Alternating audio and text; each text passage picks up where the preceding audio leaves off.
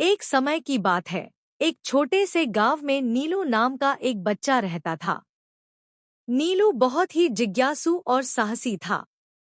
गांव के पास एक पुराना जंगल था, जिसके बारे में सब कहते थे कि वहां एक जादुई पेड़ है, लेकिन किसी ने भी उसे देखा नहीं था। एक दिन नीलू ने तय किया कि वह उस जादुई पेड़ को खोजेगा। वह अपने छोटे से बैग में पानी की बोतल और कुछ फल रखकर जंगल की ओर चल पड़ा। जंगल घना था, लेकिन नीलू बिना डरे चलता गया। चलते चलते उसने देखा कि एक बड़ी, चमकती हुई पेड़ की टहनी दूर से दिख रही थी। जब नीलू पास गया, तो उसने देखा कि पेड़ की पत्तियां सोने जैसी चमक रही थी और उसकी डालियों पर रंग-बिरंगे फल लगे थे। नीलू ने जैसे ही पेड़ को छुआ, अचानक पेड़ ने बोलना शुरू कर दिया।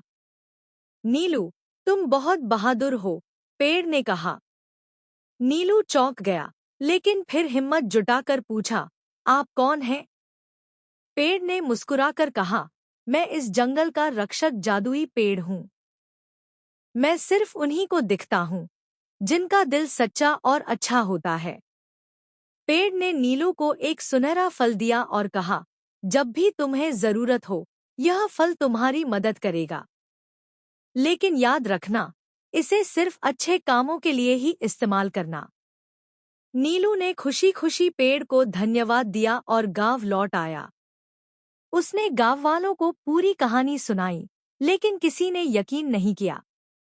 मगर जब भी नीलू किसी की मदद करता, कोई न कोई चमत्कार हो जाता। नीलू समझ गया कि सच्ची जादुई ताकत अच्छाई और दया में होती है। शिक्षा।